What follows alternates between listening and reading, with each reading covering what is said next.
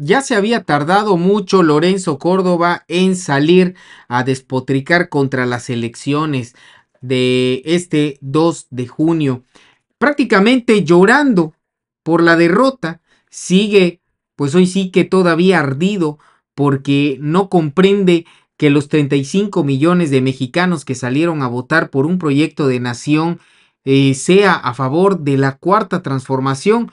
¿Cómo es posible? Y hasta ahora intentan desacreditar simplemente que los 35, 36 millones que votamos no es la mayoría del país y por lo tanto no debería de estar congratulándose el presidente Andrés Manuel con decir que tienen la mayoría en el Congreso, pero pues cuando ellos lo ganaban ahí no podían decir nada, incluso con mucho menos votos, porque el presidente con 35 millones, imagínense, Vicente Fox me parece que lo ganó con 16, increíble, Peña Nieto con 12, o sea, no pueden hablar de que la mayoría, simplemente la mayoría que votó, eligió.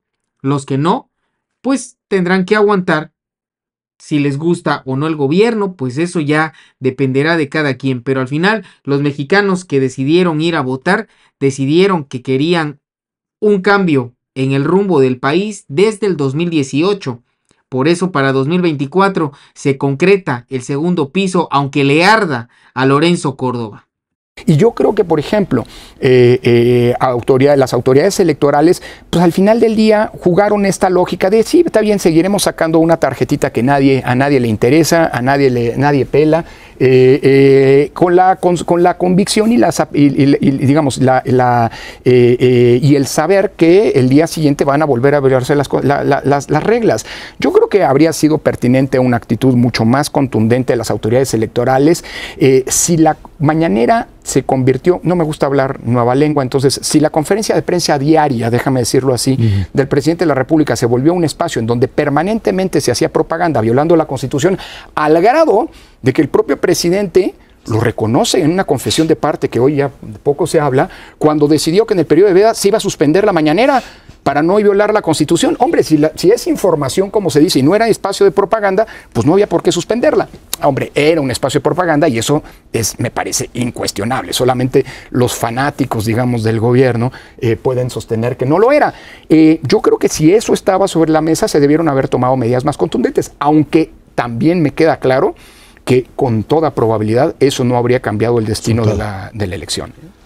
Como bien decías, no hay un fraude el día de la elección, no, sin duda. Es una elección como las que hemos tenido últimamente, donde los mismos ciudadanos cuidan casillas, cuentan votos y demás, pero dices es profundamente inequitativa. Yo diría es una elección que no fue democrática, para ser más claro, en el sentido que tú acabas de explicar. El presidente viola la Constitución continuamente, tiene una presencia todos los días durante 3 horas, y tú dices, pero eso no hubiera cambiado el resultado. Permíteme decir, no lo sabemos, no lo sabemos, porque si desde el poder público se utilizan los recursos para ganar la elección, repartiendo, pero no solo repartiendo con propaganda, con apoyo directo a la candidata, y no se permite la respuesta pública en los medios porque todo lo tiene ocupado, pues entonces está difícil la elección, no es estrictamente una elección democrática. Ahora, de cualquier manera, como dices, el resultado a lo mejor no hubieran sido 30 puntos, sino 8 o 5 que se hubieran parecido más a las encuestas, y esa es la parte en donde, pues me parece, viene una discusión post-mortem, como decías, ¿no? Pues sí, podemos discutirlo, Macario. Mira, yo creo que sí fue una elección democrática, pero no quiero entrar en una discusión nominal. Creo más bien, pero digo, concediéndote el punto, evidentemente no es una elección normal, fue una elección atípica, entre otras cosas, porque hubo una clara violación de un principio de equidad. El Pew Research Center hace una comparación entre el informe que se levantó, la encuesta que se levantó el año pasado en 23 países y el 2017. Y lo que ocurre antes de la pandemia, y lo que nos revela ese informe, es que el número de personas que prefiere un gobierno autoritario, y ojo, define al gobierno autoritario como aquel en el que tenemos un ejecutivo fuerte, sin estorbosos contrapesos como son el poder legislativo y el poder judicial, incluso, pasó de 27% en 2017 a 50% el año pasado. Es decir, y a 60 este año según la elección. Yo creo que lo que estamos es, de veras, en un contexto en el que lo que se consideraba democracia, o sea, se considera y es democracia, elecciones libres, auténticas, equilibradas, pues no es parte de la prioridad de la gente. Y mucho me temo que la respuesta la vamos a encontrar, Ezra, Macario, en el hecho de que los gobiernos democráticamente electos fueron, viéndolo en retrospectiva, un desastre. Y no sirvieron para resolver lo que eran las expectativas con las que la gente llegó a la democratización. Nos vamos a democratizar, perfecto. Se nos va a acabar la desigualdad, la pobreza, la corrupción, la impunidad. Esa siguió allí y floreció, o al menos se mantuvo en todo este periodo, ¿no? Por cierto, incluido en el gobierno de López Obrador. Pero, pues si estos son los gobiernos democráticos, pues mejor quedémonos con aquel que, aunque sea más autoritario, pues nos da más en el día a día. Porque eso yo creo que es lo que está al final del día como gran problema de fondo que hay que entender. Hombre, sí, va a ser una pena. Yo creo que, olvídate, ojalá sigamos teniendo en el futuro elecciones como las que eran en la época de Salinas.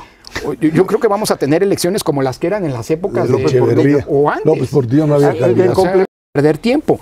Pero, a ver, la gran paradoja que tuvo Xóchitl Gálvez desde mi punto de vista, a diferencia de lo que ocurrió con Claudia Sheinbaum, pues del oficialismo, que lo único que pues, tenía que hacer es decir, aquí estoy y voy a continuar por este camino, era resolver ese dilema de yo no vengo de las estructuras partidistas, pero soy candidata de 3 partidos, no soy candidata independiente.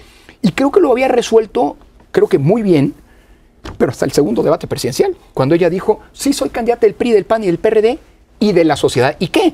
Bueno, pasaron 8 meses, entonces yo creo que hay muchos factores que explican todo lo que ocurrió, pero entre otras es allí la incapacidad de la oposición, uno, de entender dónde estamos. Bueno, es increíble que después de la derrota electoral, los dos dirigencias de los principales partidos digan, oye, aquí nos quedamos y no vamos a renunciar. ¿Por qué? Vámonos a una pausa. Lógica, la representación, Ezra.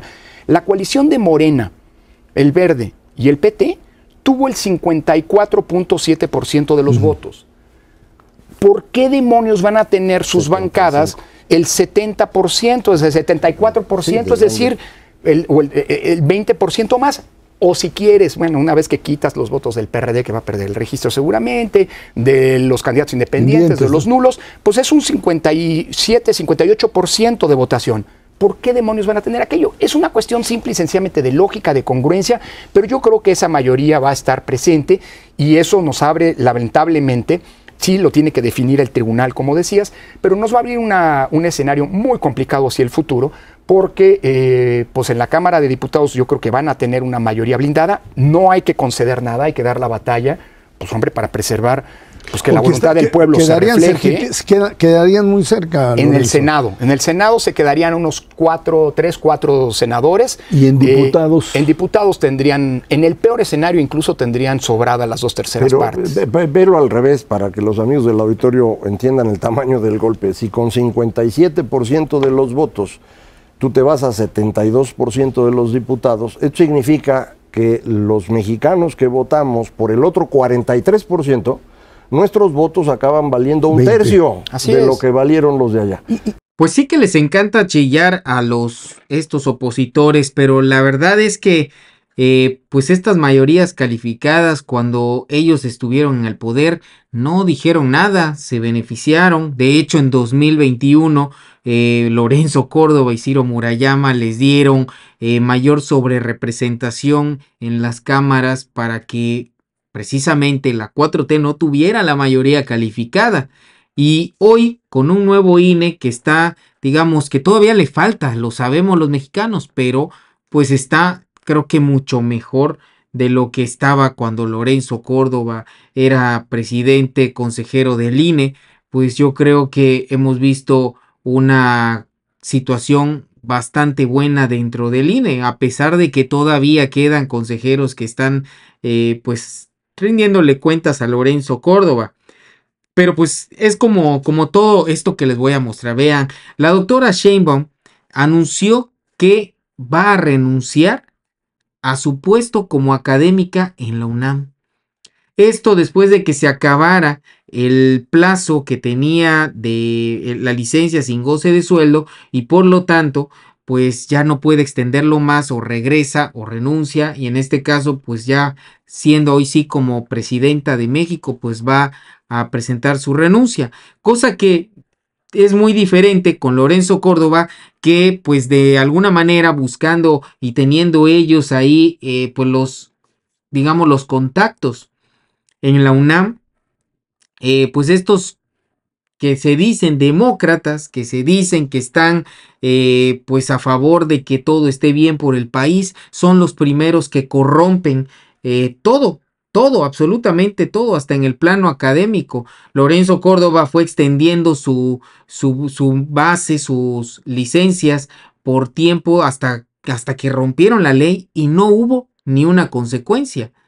Por eso nadie se cree ya el cuento de lo que salga a decir Lorenzo Córdoba. Juraron que Lorenzo Córdoba era neutral, dice Poncho Gutiérrez. Juraron que Claudio X era neutral y juraron que la Marcha Rosa era neutral. Cuando la oposición jura que el Poder Judicial es neutral, pues no le está haciendo de mucha ayuda al propio Poder Judicial. Es por eso que precisamente donde más están queriendo defender es donde más hay que cambiar, definitivamente. Amigos de Pregoneros, les agradezco su compañía en esta videoinformación. Los invitamos a suscribirse a nuestros canales Pregoneros 4T Noticias, también a mis canales Politiquero Noticias y Politiquero TV. Suscríbanse, activen la campanita, compartan el video y escriban sus comentarios. Mi nombre es Cristian, nos vemos en un próximo video y sigan teniendo un excelente día.